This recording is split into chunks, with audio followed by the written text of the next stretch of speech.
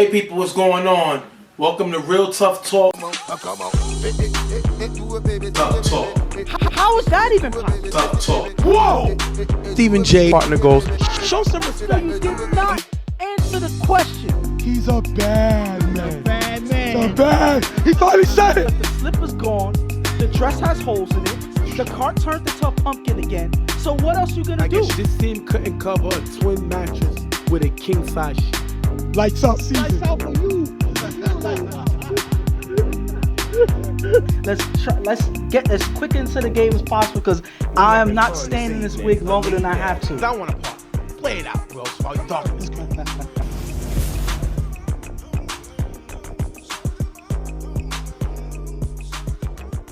All right, people. All right, what is going on? What is going on? It is a blessing, and I'm so humble to have you guys with us on the first episode of Real Tough Talk. I'm your host, Stephen J. Here with my co-host, Ghost, and my man Lou, the shooter, with us today. Guys, first of all, welcome back. Hopefully, y'all guys enjoyed your vacation. Give me an update. How y'all guys doing, man? I'm just working, going home. That's pretty much what I'm doing. And it's a treat to do these little off season videos talking about what's upcoming. The things that that's being hinted about, the rumors, the trade rumors that you always love talking about, stuff like that. So it's always a treat to come back and do a short video here and there. Lou, give me the same question. Same question for you. What do you think? What's going on with you? Not much. Happy to be alive another year. Happy to be back. Looking forward to the season, and still hoping and praying that Stephen J gets saved. But and some things only come through fasting and praying. So I need to lose weight anyway. So, well, speaking of that, I have been starting my daily fast when I go to work. So I've been doing that, Monday through Friday. I actually do, what is it called? The warrior fast? Okay, he's on the warrior diet. Yes. So pretty much from the moment I wake up in the morning, I do not eat until like 8 o'clock at night. So I go to work. The main thing I consume is probably coffee, maybe some tea, no sugar, no anything of that nature. And I work through the day. I come home, and at 8 o'clock, I'm able to play around with specific things that I eat. But that's pretty much my meal of the day before I set up for the night. But it's been working good, and I haven't been feeling sluggish. I've been having more energy lately, so I think that it's working good so far for me. well, include some prayer so Stephen J can get saved. Well, I'll definitely do that. One question goes, what made you decide to do this diet? Because one, a man is broke and it's very expensive to eat in Manhattan. So, I can't afford to eat, constantly out there. So I'm like, listen, I have to change something because I can't afford to eat out here. And two, sometimes when I do eat during like probably lunch or whatever, throughout the rest of the day, I feel sluggish. I don't really feel good, especially during those times before I go home. So I'm like, you know what? I'm not one that likes to take out too much stuff in my diet. So the way I'm fasting and I'm able to eat at home, I'm able to eat more stuff that I enjoy eating. And, more of it, just that one meal will be my biggest meal of the day, my only meal of the day. And it's been working so far. This is the third week I'm on, and it's been good. All right, man, we're going to wish you luck for that. And now, with that being said, we're going to jump into our main topic we came to talk about on the show. And it's good that you talked about basically taking ownership of your diet, your health, because that's the first thing we're going to talk about this off-season show. We're here to talk about don't sleep. This team came in last season. They were 2-6. They was one of the worst teams in the league. They did go to a wild card. They won a wild card game, which was a playoff game, beating Street Fam. But again, they ended up playing Monarchs in the next round, got blown out. So now the question comes down to what percentage you give on who, as far as the failure, because you got to call it failure, of don't sleep. Do you say, what do you say is the actual roster, the ownership, or the quarterback?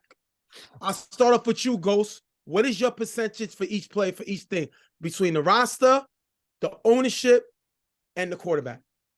I would say the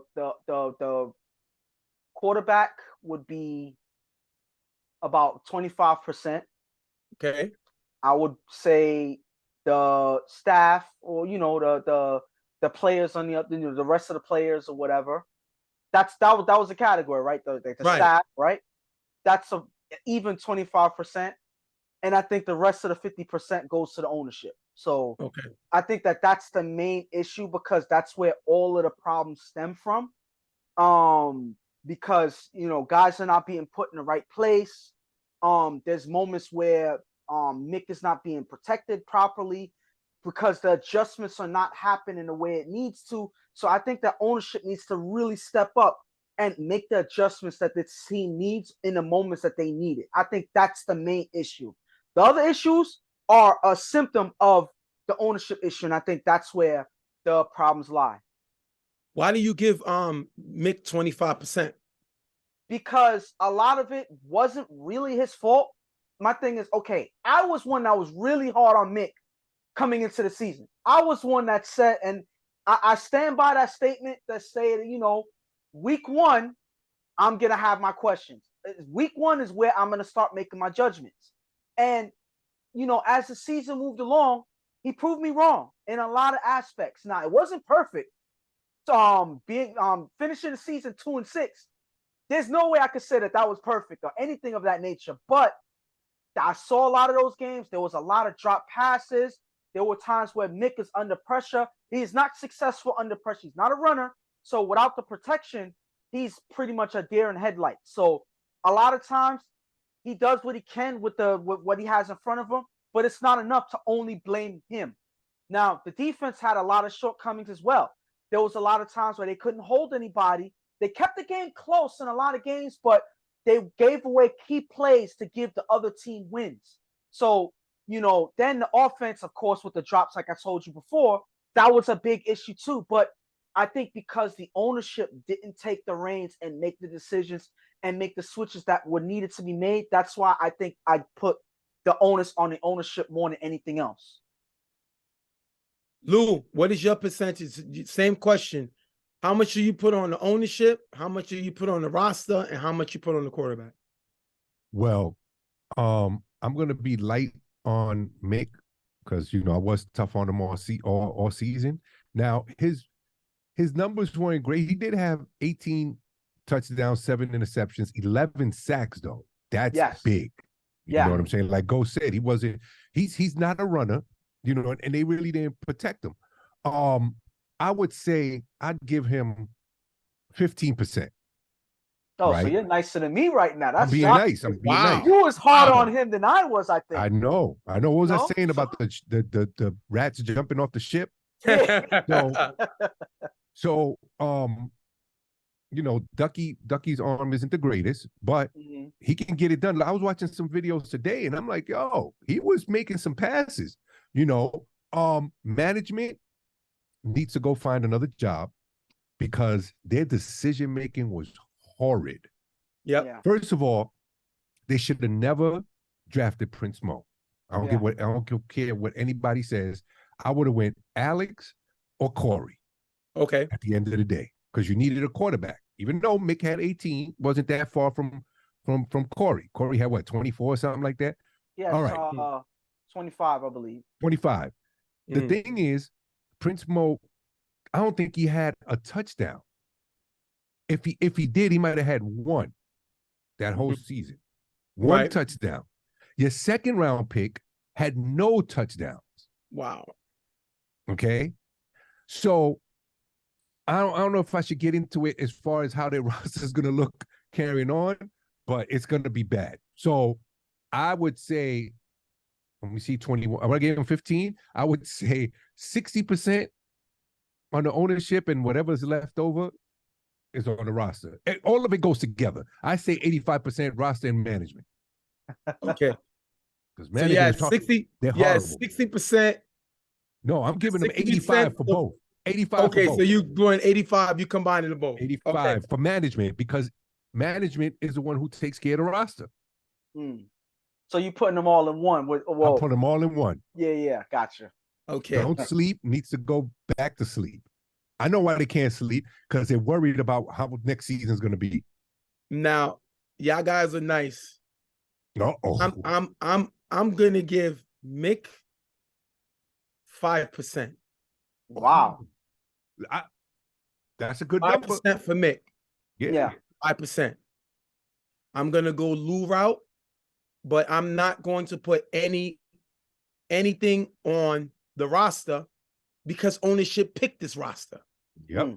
So I'm giving ownership 95% of the blame. 95% of the blame. And I'm going to tell you and why. before you break it down, I'm just saying, so pretty much we're practically in unison for blaming the ownership. Absolutely. Yep. But you know what Without the a thing doubt. is? You know, this is what I love about Real Tough Talk and Stephen J. and the way we do it. See how you knew the basics of what's going on? Lou now jumping at numbers. He's giving you the numbers. Love it. But you know, when I get my numbers on, it's like an accountant. Next level. And I'm even going to talk about last season. So let me get all my paperwork together. Let me talk about Mick. You know, Mick has been disrespected. No. Can he move and run and is elusive like Jeremy? No. Can he go downfield and give you a bomb downfield easy like a Ramsey or Corey? No. He has to have a good wind. Does he have the mastermind to know what play to call at certain times like Chuck? No. But at the end of the day, he has his style. And his style worked. He was top 5 in touchdown passes last year. And that's some good things to hear. But you know what's even more crazy than that? When I went through the stats, there were 6 quarterbacks that threw 4 touchdowns and no interceptions, right, in the game. Okay. Now, there were only 3 quarterbacks that did it twice, more than twice, 2 or more times. And there was only 1 quarterback that did it against the top 5 defense, and that was Mick. Mick threw 4 touchdowns, no interceptions against Rep City. Mick threw 4 touchdowns, no interceptions against Monarchs. That's 1 and 4 in defense. Now, Chuck did it. Chuck did it 4 times also, right? But he did it versus the 10th overall defense. He did it versus the 3rd overall defense. He did it versus the 8th overall defense and the 7th overall defense. Mick did it versus 2 top 5 defenses. JJ only did it once. Ramsey, he did it 3 times also. But Ramsey did it versus the 2nd defense, the 9th defense, and the 10th defense. Mick only did it versus 2 top 5 defenses. And you know what's the funny thing about that also? In those games that he did that, he didn't throw a touchdown pass to any drafted players doing it. Chuck did. Ramsey did. JJ did. The only quarterback that threw 2 multiple games of 4 touchdowns, no interceptions, but did it with no interceptions. Now, Chuck did do it. He did it 4 times. 2 times he did it when not a drafted player, but that was against the 8th and 7th defense, so it didn't matter. Yeah. Mick did it versus 2 top 5 defenses. That's something to be said. You got to say, wow. You got to throw respect on his name when you look at it that way, because numbers are numbers. Then I'm getting into what's going on. I'm breaking it down, and I'm like, listen, Mick, we talk about Mick having not a great season, but it's 7 interceptions. Corey threw 7. Corey had much more firepower than Mick. he threw 24, Mick threw 18. He had way more firepower than Mick. Mick only threw 7 intos. Now, Mick did get sacked 11 times. But a lot of those games, Shaq wasn't there. So he can't block for himself. This is what I want to say. Reason I blame management. And I think I'm a Joel fan. I think Joel is a great player. He's a great guy. But Joel has to be one of the worst GMs in ever. 2020, he has the 7th overall pick. He picks Femi. You know who goes after Femi? Prince Mo. You know who goes after Prince Mo? Santana. Santana led Raiders to one of the best defenses in the league. Prince Mo helped get grind time to a Final Four. And had Prince Mo not been hurt, they probably beat DG.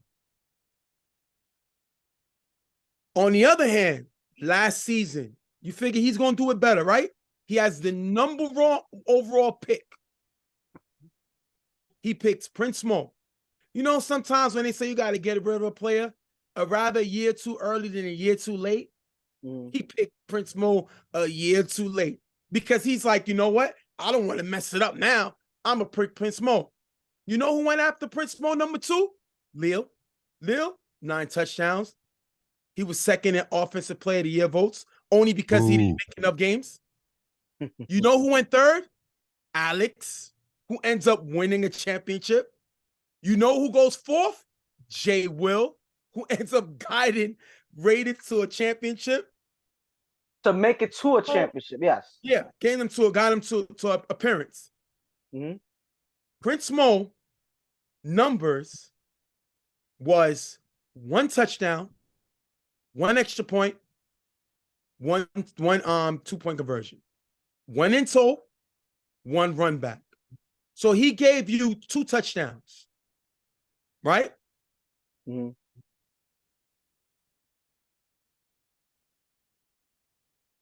Lil, Alex, and Jay Will gave you 21 touchdowns, 3 extra points, 4 interceptions, and a sack. So all that opportunity you had, you didn't get it. And you know why? Then you get a quarterback who does not have a strong arm. Rather than getting him a guy like Lil that can bail him out on the jump ball, he gets him a fast downfield guy in Prince Mo. Then he gets a Rico, who maybe Rico of 7 years ago, but Rico really can't make people miss anymore. That's the guy you get in the 2nd round for him.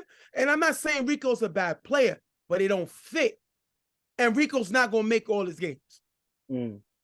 So these are the things you drafted. So whose fault is that? That's not Mick's fault.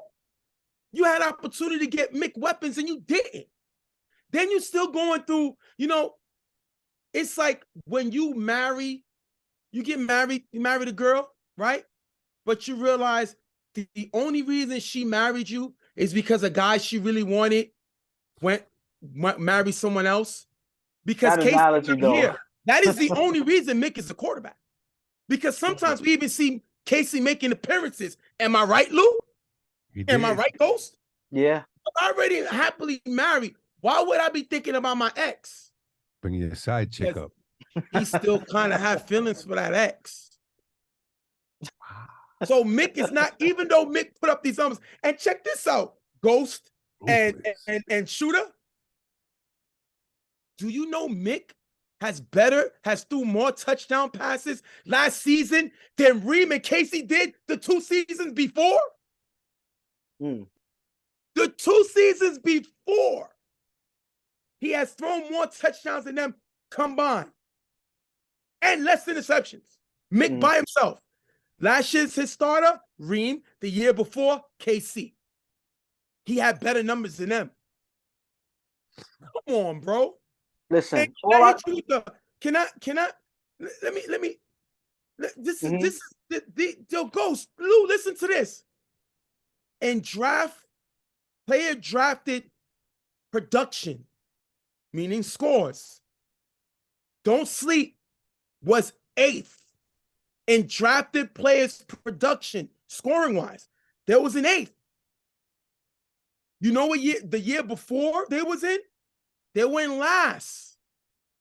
So your production from the players you drafted are some of the worst in the league. Let me tell you something. Last point before I wrap this one up. And we'll go over this. When I did the numbers also, this is the best one. We had 7 teams return from when we first overall did the draft. 7 teams came back. Yeah. Do you know Don't Sleep has the worst record out of all them other 7? 5-12. They are 5-12 since the UFL introduced the draft. You had Monarchs 12-5, UTF 11-6, PME 10-7, DG 10-7, Rep City 98, LES 8-9. Don't Sleep is 5-12. So let me ask you a question. If I go to a restaurant, do I blame the waiter for the food that he brings me out? No. The cook made it. The waiter just served it. So we gonna be mad at the waiter? He's doing what he can do. He gets sacked. He's not fast. That's his fault. He's not great at stretching the field. He don't got an arm. That's his fault. He going to use what God gave him. But when you have a GM showing that he needs to be fired, then something is wrong. I just gave you numbers. Now, people going to get mad and say this and say this and say that. But y'all guys know me. And one thing I do is I'm efficient with my numbers. I showed you the things that Mick has done. And he takes a lot of the hits. They even laughed at him when he won Rookie of the Year. He was the best rookie. Yeah. Is it his fault? Now, I always got a bonus thing. Don't Sleeps. Let me get the numbers right here. It's in my book. Because I made sure I went through everything. Don't Sleep's defense, 2020, 9th offense out of 14 teams. 9th defense out of 14 teams. In 2020, the first year of the draft. Last year in the draft, they were 7th out of the 10 teams. They were the worst defense, 10th out of the 10 teams. Sacks, they were 4th in 2020. They dropped to 5th in 2022. Interceptions, they were 7th in 2020. Interceptions, they was 8th in 2022. This team has gotten bad. They got bad to worse, and that's Mick's fault? No. You need to blame the GM. You need to blame the cook. Just because, now, Don't Sleep is a respected franchise. They're known. But just because the name is known, that don't mean the food is good. You can't keep going to the restaurant and saying the food is good because you like the restaurant atmosphere. No. If the food is bad, the food is bad. And the cook needs to change because right now in EHS, they're 0-5. Why you had to bring that up, Jay? Same cook in the kitchen. Dang, I love Joel, but you need to find talent. And the talent is EHS. Look at these teams that's in the league that got players that's on the come up. You can't continuously go with the same guys that are not producing wins. Jay, on that point, right? And I dropped the mic. Don't Sleep has they're getting, some of their veterans are getting older. They look like a bunch of Puerto Ricans playing dominoes in East Harlem. You know what I'm saying? They're not fast anymore. No. You know what I'm saying? They can still catch, but like you said, EHS, it's management needs to rethink some things. Now you need to start making this more mixed team. I need to see EB, that was his tight end. I love that guy. He can catch with people on him, which is what Mick needs. Mick needs guys that can separate and that can catch with people on him. I think Lil kind of does that. But because he didn't want Reem. He didn't get Lil. And that is your ego. And that is your pride. And I believe pride can keep you out of heaven. He needed to pick Lil. It made too much sense. And you know what you do? You rebuild. They had Benny. Benny left. They had Leak. Leak left. Rob is going into the draft. And when Rob came, it's like he really didn't want to be there. They went with Dave. Dave didn't show up to most of the games. So you went in the core of the wrong way. You got Prince Moore a year too late. Yeah. And now your team is suffering. Now they have the 4th pick in this year's draft. I hope you don't mess it up. I hope you don't mess it up. You better pick something that can help your quarterback, help this defense, because they were the worst in the league last year. Numbers don't lie. This is not a personal shot to Joel, the player. I think Joel player still can make people miss. He helps milk out the backfield. Rico and Mick and Joel don't work. I'm trading Rico. Trying to see what I can get for Rico. I'm going to trade him. And Prince Mo, if I can flip him, I'm going to flip him too. You got to send him to a team that does not need him there every week. He's not coming to the Super Friends game. So you can't depend on him here. So you need to trade him. That's what I would do. Get Mick some weapons because he needed. You got a third round pick, 4th overall.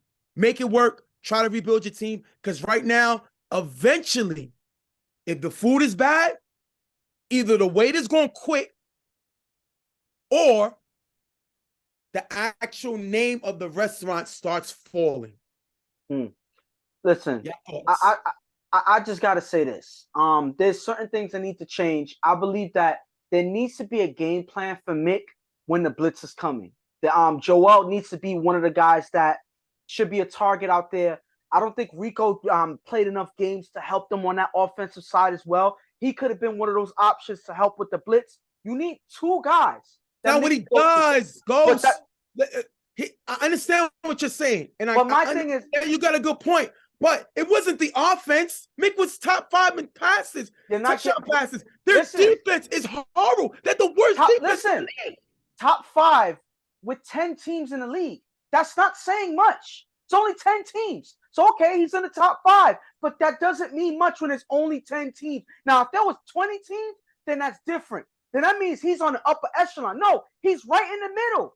He's right in the middle area. That's the type of quarterback he is. He's a middle-of-the-pack quarterback. Listen, and again, I am not coming at Mick at all. What I'm saying is there needs to be a game plan when the pressure is coming. I think that is his Achilles heel in this league. When pressure's coming, he falls apart. It's not on him. He needs either protection and receivers that's going to be there for him to go to right away. Because there's sometimes where the blocker's not going to have enough time to protect him. So that ball needs to be released right away. So things like that. The Prince Mo thing, I agree.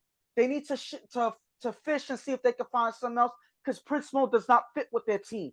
Prince Mo's a downfield guy. Mick is not a downfield quarterback. You could see it in certain plays. You could see it in Prince Mo's face. He was frustrated out there.